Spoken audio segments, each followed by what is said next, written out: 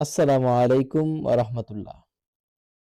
আমার প্রিয় ২০২৬ শিক্ষাবর্ষে ষষ্ঠ শ্রেণীতে অধ্যয়নরত শিক্ষার্থী, তোমরা যারা আমাদের এই কোর্সগুলোতে নিয়মিত যুক্ত হচ্ছ এবং এগুলোর মাধ্যমে তোমরা প্রতিদিনের পড়াশোনাটাকে এগিয়ে নিয়ে যাচ্ছ, তোমাদের সবার জন্য শুভকামনা।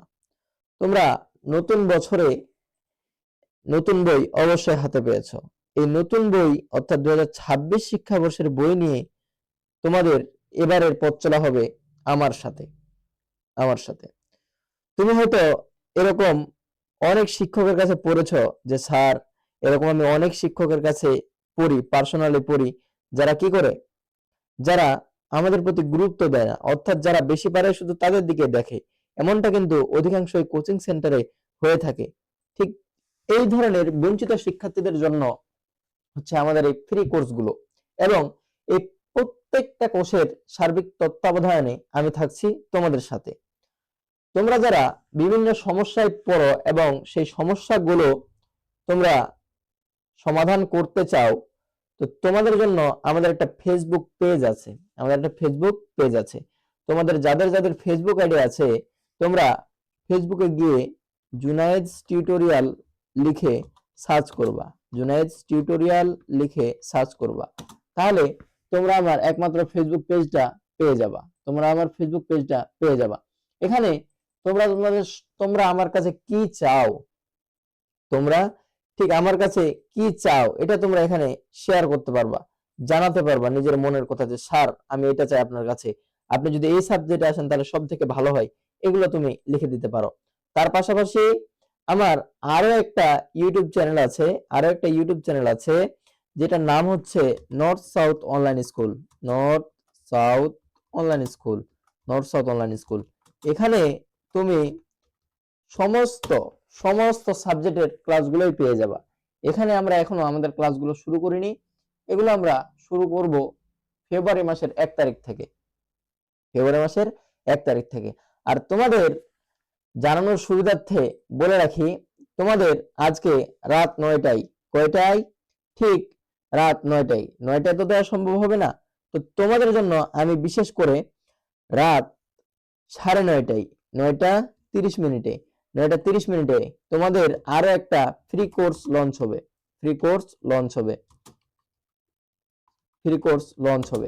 তো এই একটা ফ্রি কোর্স লঞ্চ হবে। তো এই কোর্সটা হবে তোমাদের ইংলিশের উপরে। English for today. তাহলে টোটাল আমরা তোমাকে পড়াবো তিনটা সাবজেক্ট। এই তিনটা সাবজেক্টের প্রত্যেকটা ক্লাস আমার এই ইউটিউব চ্যানেলে সময় মতো আপলোড থাকবে, তোমরা দেখে নিতে পারো।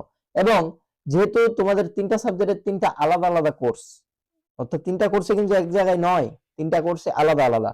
তো এই তিনটা কোর্সের আমি সপ্তাহে 6 দিন আমরা তোমাকে পড়াবো, এবং এই সপ্তাহে 6 দিন পড়ানোর ক্ষেত্রে আমাদের একটা পারফেক্ট রুটিন দরকার।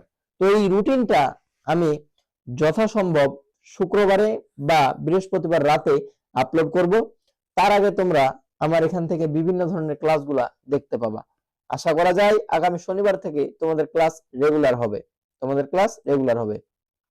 এবার আসো, আমরা তোমাদের প্রথম যে অধ্যায়টা বাংলাদেশ ও বিশ্ব পরিচয়, আমি আবারও বলি, ষষ্ঠ শ্রেণী বাংলাদেশ ও বিশ্ব পরিচয়ের প্রথম যে অধ্যায়টা, তোমরা এখানে কিছু ওয়ার্ড তোমরা বোঝো না। তোমরা যে বিবর্তন জিনিসটা আসলে কি। বিবর্তন জিনিসটা হচ্ছে এমন, অর্থাৎ পরিবর্তন হতে হতে, অর্থাৎ মনে করো প্রথমে ছিল বাদর, তো মনে করো বাদর পরিবর্তিত হতে হতে হতে এমন এক পর্যায়ে চলে এসেছে যে বাদর একদম কুকুর হয়ে গেছে, বা বাদর একদম বিড়াল হয়ে গেছে। তো তাহলে দেখো দেখি, যে পরিবর্তন হতে হতে এমন এক নতুন জীবের উদ্ভাবন হয়েছে যার তার পূর্বপুরুষের সাথে কোনো মিল নেই। ঠিক এই ধরনের পরিবর্তনকেই বলা হয় বিবর্তন। আসো একটু আমরা তোমাদের মূল বই থেকে পড়ব। তোমাদের প্রথম অধ্যায় সমাজ বিবর্তনের ইতিহাস, অর্থাৎ আমাদের যে সমাজ, আমাদের যেই পরিবেশ, আমাদের যে আশেপাশের মানুষ, এরা আসলে ঠিক পরিবর্তন হতে হতে ঠিক কিভাবে পরিবর্তন হয়েছে, কিভাবে বিবর্তিত হয়ে গেছে, এটা আমরা একটু জানবো। আমরা যে পৃথিবীতে বাস করি তা জুড়ে রয়েছে মানুষ, নানা প্রজাতির গাছপালা, জীবজন্তু ও সামুদ্রিক প্রাণী। অর্থাৎ আমরা বর্তমান যে পৃথিবীতে বসবাস করি, এখানে জীবজন্তু আছে, সামুদ্রিক প্রাণী আছে এবং আরো বিভিন্ন ধরনের প্রাণী কিন্তু আছে। আদিমকালে জীবজন্তুর আক্রমণ ও প্রাকৃতিক দুর্যোগ সহ নানা বিপদের সামনে মানুষ ছিল অসহায়। অর্থাৎ এমন একটা সময় ছিল যখন মানুষ বিভিন্ন প্রাকৃতিক দুর্যোগ অর্থাৎ বন্যা, ঘূর্ণিঝড়, খরা এগুলোর সামনে এবং বিভিন্ন আক্রমণের সামনে, অর্থাৎ বাঘ যদি মানুষকে আক্রমণ করত তাহলে মানুষ কোনো কিছুই দ্বারা তাকে তাড়াতে পারতো না, অর্থাৎ মানুষের কাছে সেই হাতিয়ারটুকু ছিল না। অস্তিত্ব রক্ষা আর জীবনযাপনের চাহিদা পূরণের জন্য তারা একে অন্যকে সহযোগিতা করার প্রয়োজন অনুভব করে। অর্থাৎ এভাবে পরস্পরের মধ্যে সম্পর্ক তৈরি করতে গিয়ে মানুষ গড়ে তুলেছে সমাজ। অর্থাৎ মনে করো আমার বাড়িতে ডাকাত পড়ে, তো আমার বাড়িতে মনে করো যদি ডাকাত পড়ে, তা আমি কি ডাকাত একা একাই সামলাতে পারবো? অবশ্যই না। তো ডাকাত সামলাইতে গেলে আমাকে আরো কয়েকজনের দরকার হবে। তখন আমি তোমার সাথে চুক্তি করছি যে ভাই তুমি আমারটা শোনো, কি তুমি যদি আমাকে ডাকাত তাড়াতে সহযোগিতা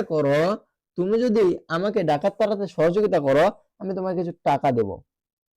তো সে কিন্তু টাকার বিনিময়ে তোমার কাছে আসছে এবং সে তোমার কাছে কেন আসছে? তার টাকার প্রয়োজন, এই জন্য তুমি তাকে টাকা দিবে, বিনিময়ে সে তার কি করবে? সে তোমার এই চোরগুলো বা ডাকাতগুলোকে তাড়াতে সহায়তা করবে। ঠিক এইভাবে মানুষ কি করে সমাজ গড়ে তোলে। যদিও কাহিনীটা এমন না, কাহিনীটা হচ্ছে এমন যে তোমার কাছে আম আছে, আমার কাছে লবণ আছে, আমি যদি তোমাকে লবণ দিই তুমি আমাকে আম দিবে, ঠিক এই ধরনের কাহিনী আছে। শুধু মানুষই নয়, পশু পাখি এবং কীটপতঙ্গের মাঝেও আমরা দলবদ্ধ লক্ষ্য করি। হাতি দল বেঁধে একসঙ্গে চলাফেরা করতে ভালোবাসে। কোনো কাক বিপদে পড়লে দল বেঁধে সব কাক তাকে বাঁচাতে ছুটে আসে। আর পিঁপড়ার কথা তো না বললেই নয়। মৌমাছি আরো একটি প্রাণী। বাংলাদেশের সমাজ সভ্যতার ধারাকে বুঝতে সমাজ কি কিভাবে গড়ে উঠেছে এই অধ্যায়গুলোতে সে সম্পর্কে জানবো। আজকে আমরা পড়ব পার্ট 1। কি পড়ব? পার্ট 1। পার্ট 1 হচ্ছে সমাজের ধারণা। এই যে সমাজ, এটা ঠিক কিভাবে আসলো?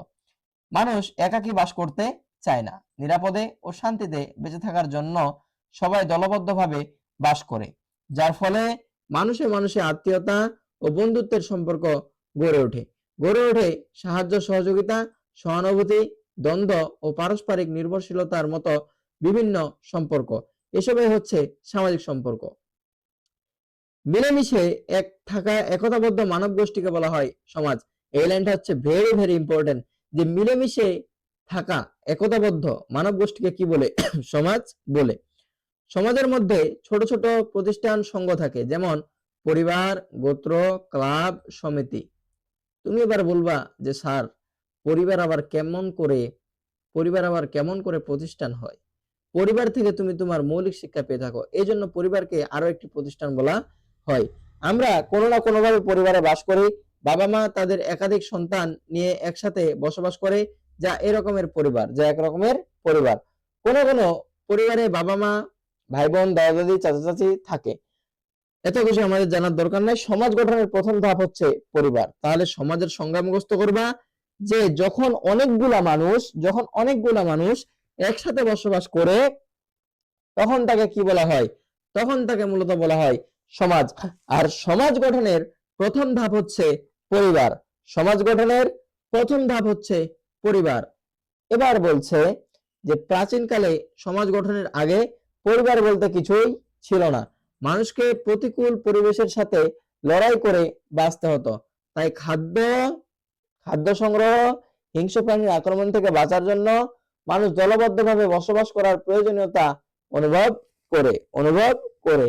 এভাবেই মানুষ গড়ে তোলে সমাজ। পরিবার থেকে গোত্র, সম্প্রদায় ও জাতিগোষ্ঠীতে ছড়িয়ে পড়েছে মানুষ। এভাবে ক্ষুদ্র থেকে বৃহৎ সমাজের উদ্ভব হয়েছে। সাধারণত সমাজের দুটি বৈশিষ্ট্য বিদ্যমান। প্রথমটি হচ্ছে বহু লোকের সংঘবদ্ধভাবে বসবাস এবং দ্বিতীয়টি হচ্ছে সংঘবদ্ধতার পিছনে কোনো একটা উদ্দেশ্য। মোস্ট ইম্পর্টেন্ট প্রশ্ন। তোমাদের যখন অর্ধবার্ষিক পরীক্ষা হবে না, তখন তোমরা এই একটা প্রশ্ন আর সামনের আরেকটা প্রশ্ন, দুইটা প্রশ্ন তোমরা পাবাই। তুমি দাগায় রাখো যে সাধারণভাবে সমাজের বৈশিষ্ট্য কয়টি, দুইটি ও কি কি, লেখো। এগুলো তোমাকে লিখতে হবে। তখন তুমি লিখবে প্রথমটি হলো বহু লোকের সংঘবদ্ধ হয়ে বসবাস বা একের অধিক মানুষকে একত্রিত হয়ে বসবাস করতে হবে। তারপরে দ্বিতীয়ত কোনটা, সংঘবদ্ধতার পিছনে উদ্দেশ্য, অর্থাৎ তারা যে একত্রে বসবাস করছে এর পিছনে একটা কারণ থাকতে হবে। সুতরাং সমাজ বলতে আমরা মানুষের পারস্পরিক সম্পর্ককে বুঝি, যা ভিত্তিতে মানুষ বিশেষ উদ্দেশ্য ও প্রয়োজনে সমবেত বসবাস করে। তো যাই হোক, আজকে আমাদের আয়োজনটুকু এতটুকুই। তোমরা যারা আমাদের ফেসবুক পেজে যুক্ত থাকবা, তোমরা বিভিন্ন সময় বিভিন্ন ক্লাসের আপডেট জানতে পারবা। পরবর্তী ভিডিওর জন্য অপেক্ষা করো। ততক্ষণ ভালো থেকো, সুস্থ থেকো। আসসালামু আলাইকুম ওয়া রাহমাতুল্লাহ।